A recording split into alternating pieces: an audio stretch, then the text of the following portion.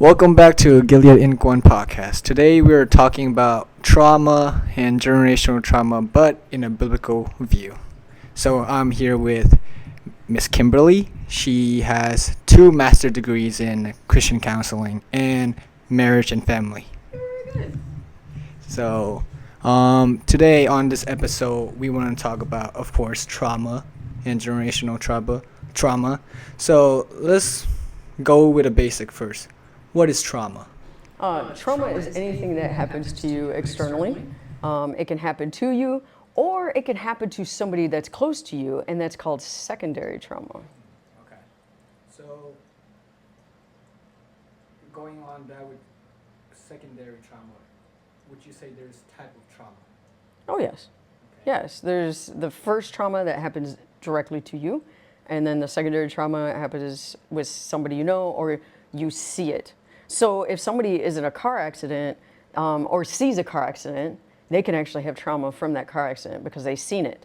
If you ever notice, if you ever look at like the newspaper and they take a picture of the like the accident scene, you always see people doing this or doing this because they're holding themselves because it's traumatic. You've got to hold yourself for it. It's just a natural human response. So what is the difference between generational trauma and just normal trauma? Well, generational trauma comes from one generation to the next, and normal trauma is something that's just out of the blue.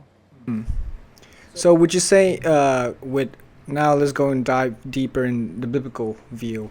Would you say in the Bible there's a lot of people that experience trauma, and if it's so, like, could you give us like an example of who could have experienced trauma and how like he could have, I guess, be cured from that trauma, Okay. Well, the first one I would think of would be maybe King David. The reason being is because, have you ever read Psalms? Psalms is like an outcry to God. If someone is hunting you down, you're going to have some kind of trauma. And every moment, you don't even know if you're going to live or die. You got to hide in the caves. You're hiding, you're running for your life. So I would say that would be some sort of a trauma. And I think the way he dealt with it and coped with it was that he kept praying. He wrote the Psalms. He wrote songs in itself. All those different things. Like, he processed a lot. He didn't ignore it. He wasn't like, oh, never mind. I mean, he's the one that wrote, though I walk through the valley of the shadow of death. He wasn't saying that he was in Death Valley. He was saying the shadow, because he was constantly being pursued by Saul, constantly pursued by the army. So he's like, in the shadow of death, I will fear no evil. Like, I look to you to guide me. Your rod and your staff, they comfort me. So going back to he didn't ignore it. So let's say, or what does the Bible say about expressing your emotion? Well, I think the best example of that is the shortest sentence in the Bible, which is Jesus wept. Now, if you think about it, like, weeping was not, like, that was not weeping. Weeping back in those days, especially in the Jewish culture, because we have to look at the culture as well. They would rip their clothes, they would fall down, and they would wail. They even hired people to do the wailing as well, because they felt it was very necessary to express your emotions, especially grief. So he was able to express, because if we look at it, he was fully God and fully human. So he had to be okay with expressing, because you think about it, why would he weep? Within a little bit of a time, he was going to say, hey, Lazarus, come out of the cave, right? Yeah. Come out of your tomb, right? He knew he was going to resurrect him because he's all-knowing. Yeah. But he allowed his human self to be able to express and get those emotions out. I love that. And thinking about how expressing emotion or not ignoring it, let's go to the opposite. What happens when you ignore the emotions? Oh gosh, it's like having a rug and literally putting a whole bunch of, like, let's say you got garbage all over the place. Yeah. You're gonna put that garbage under the rug. Yeah. Are you going to walk straight on that? You're going to trip. You're going to fall. So it will catch up to you. Like your body needs to be able to express it, and your mind needs to be able to get it out. Because when you don't express it and you don't get it out, you will have physical symptoms. You will go to the doctor and be like, oh, my stomach's been aching. I don't know what to do. And they're like, oh, take a Prilosec. And the Prilosec will last for a little bit, but then after a while, it's not going to work because you're constantly putting that strain on your body. People report migraines, headaches, back pain, high blood pressure, high blood sugar. That's a huge one for our people. Also, like just feeling overwhelmed, so many thoughts in your mind, can't sleep. If you cannot sleep, there's something going on. It's you got to deal with this stuff. And then if you let your body to express it, you'll start being able to feel normal, get off some medications, all those different things. I see. So let's say you still ignore those emotions and such. Would that eventually lead to a generational trauma? Well, there has been studies, which I'd have to look it up for sure, but I have read where people that ignore emotion and ignore stress and ignore even past trauma, stuff like that, when they ignore it, it literally develops as a cancer in your body. Yeah, and you literally will show up with cancers. And I'm just like, whoa, that's intense. That is very intense. I've read about how the control group had where it was they dealt with trauma, right? And they dealt with it in a positive way. And the other one was that they didn't deal with it. And they had more symptoms of disease than the ones that dealt with it. So they had more like high blood pressure. I don't know if that one showed the cancer because cancer takes a while to develop. So I don't know if that one showed the cancer part, but it showed the high blood pressure, hypertension, diabetes, all these other symptoms that are pretty severe. That's pretty bad. Like if you had to take shots and insulin and all that kind of stuff, that's pretty intense. Yeah. So going back to generational trauma, could you, with the whiteboard, explain or like give us a visual drawing of what that's looking like? Okay. So how I like to show it is that it's through generations. But in order to show it properly, I like to show it through the lake. Okay, so you have like a pond or a lake, right? And this would be like your grandparents, right? And if the trauma happened, it just sits there. Now, they either ignore it or don't really know what to do with it. Sometimes they have lack of resources. They don't know actually that it is a trauma. They don't understand really what's going on. They're just like, okay, this happened to me. I just need to get over it, right? So they don't really deal with it. So it just sits there like sludge, okay? Then they have your parents. And these are your parents. And they have a lake of their own. Well, this continues down. So you have the sludge in theirs. Now, let's say they didn't go through too much trauma, they're okay. But that sludge from their parents came down into them. But they still feel like, something's off, but I'm just going to ignore it because this is normal. This is what we're supposed to do, right? Then it comes to you in your lake, okay? And the sludge is there, right? Now, now more people are talking about mental health, more people are talking about mental illness, they're talking about like trauma, those kind of things. There's a lot of podcasts, there's a lot of social media, there's a lot of people talking, stuff like that. I have tons of people self-diagnosing all the time, which I don't recommend. Yeah.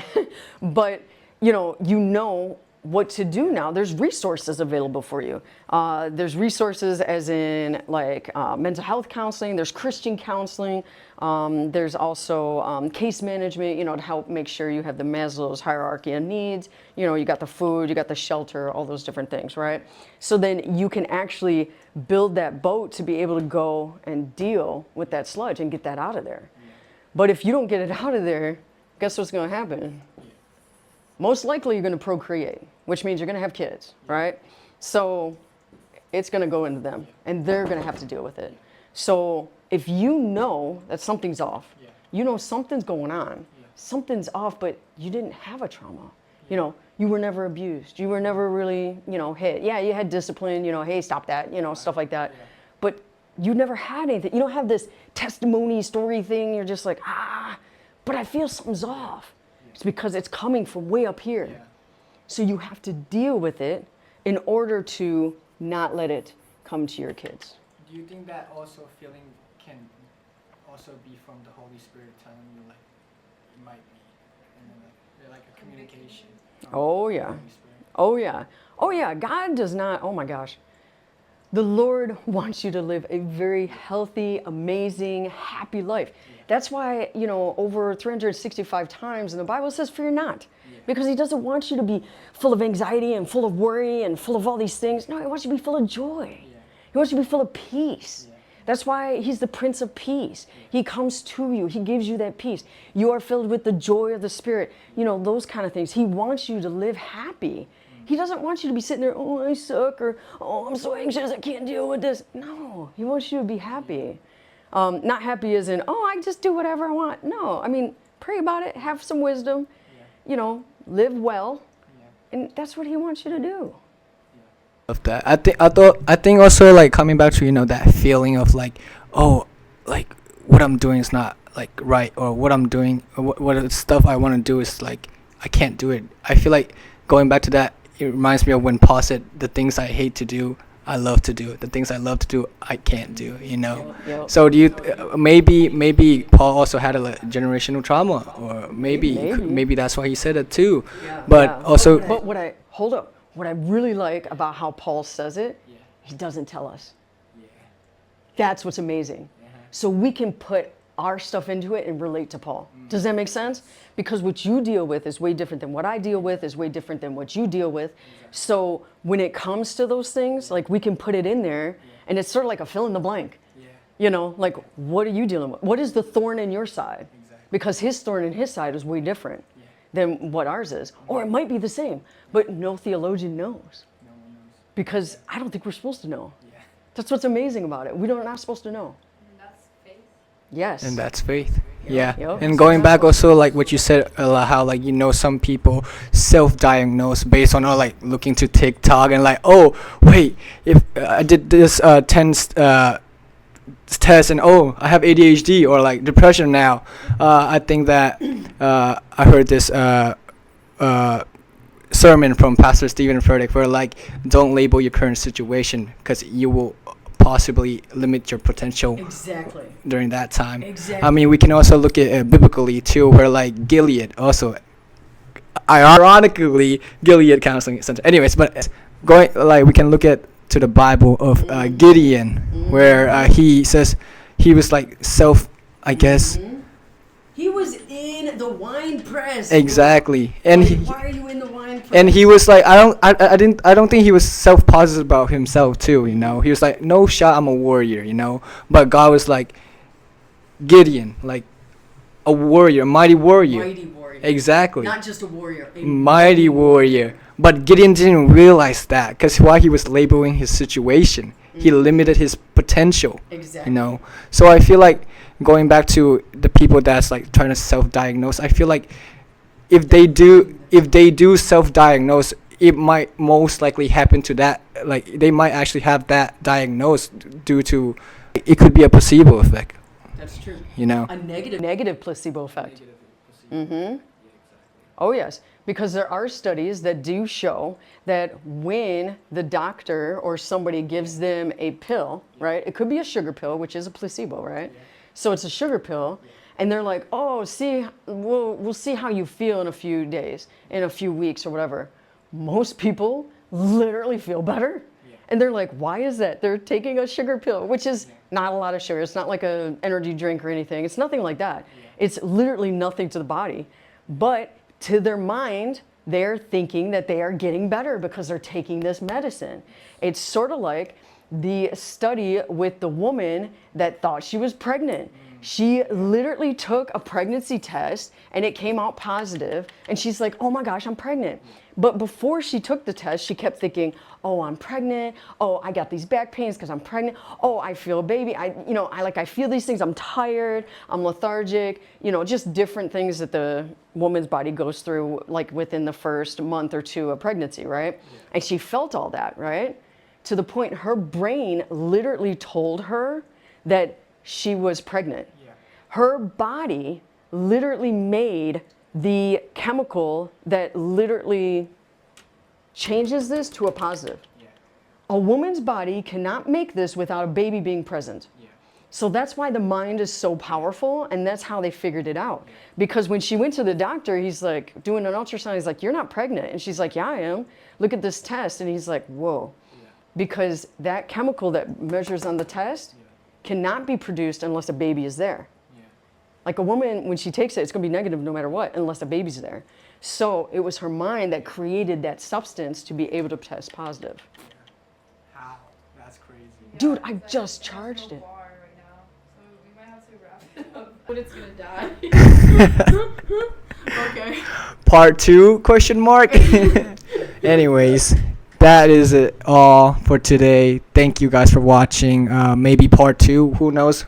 Comment section, please let us know. See you guys.